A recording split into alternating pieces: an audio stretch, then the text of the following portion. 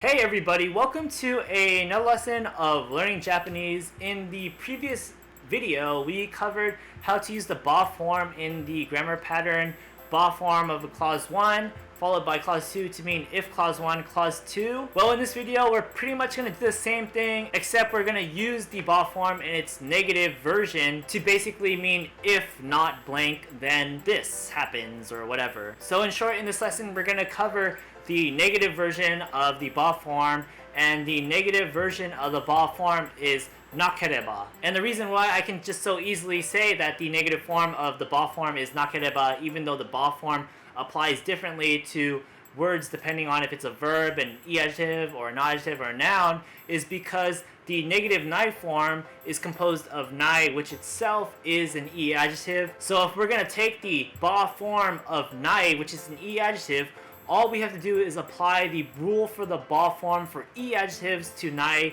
and change nai to nakereba, because we drop the final e, take the root, and add kereba, nakereba, and so that applies to basically all the words, because verbs in their negative form will end with nai, e-adjectives in their negative form will end with nai, na-adjectives in their negative form will end with nai, nouns in their negative form will end with nai. So all we had to do was modify the nai into nakereba, and now this can apply to all the words that we did in the previous video under one guideline. So that may have not made sense just because of how convoluted I was explaining it. Let's move on to some examples to maybe get a better idea. For our first example sentence, we have the line Kyou shukudaiをshihajimenakereba ashita tetsuya suru hitsuyo ga aru de shou. And what this line is going to translate to is basically, if I don't start my homework today, I will probably have to stay up all night tomorrow. Let's break down the sentence bit by bit. First up, we have kyou, which means today.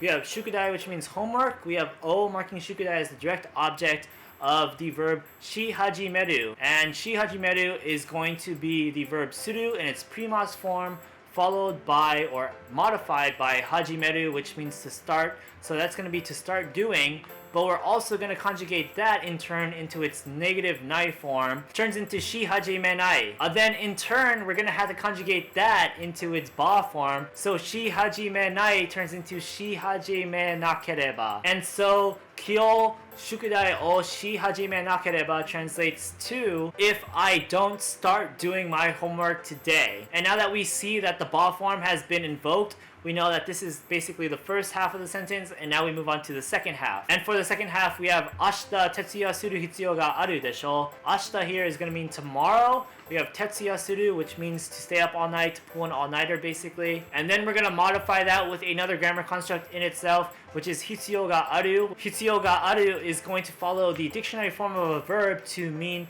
to need to do that verb. So tetsuya suru is to pull an all-nighter, then tetsuya suru hitsuyo ga aru means to need to pull an all-nighter. And then we end that with deshou, which we can do because hitsuyo ga aru is in its plain form, and the plain form followed by the phrasing deshou means probably. So the whole second part of the sentence basically translates to, I will probably need to, or I will probably have to pull an all-nighter tomorrow.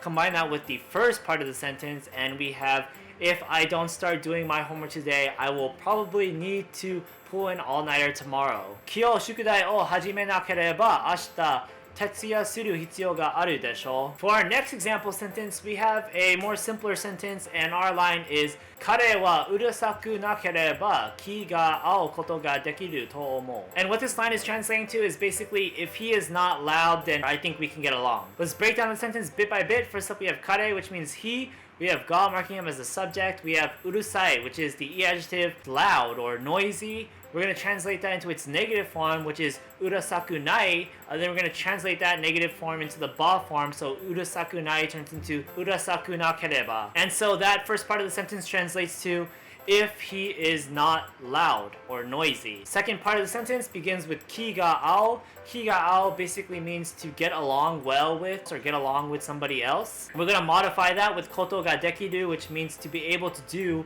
that verb that was preceding koto ga dekiru, so basically can be able to get along with. Then we end that with to omou, which means I think. So altogether, if he is not loud, I think we can get along well. 彼はうるさくなければ気が合うことができると思う. And now for our last example for the negative ba form, we have the line 学生じゃなければこのイベントに来られない. And what this line is translating to is basically if you are not a student, you can't come to this event. Let's break down the sentence bit by bit. First up, we have gakusei, which is just going to be the noun for student.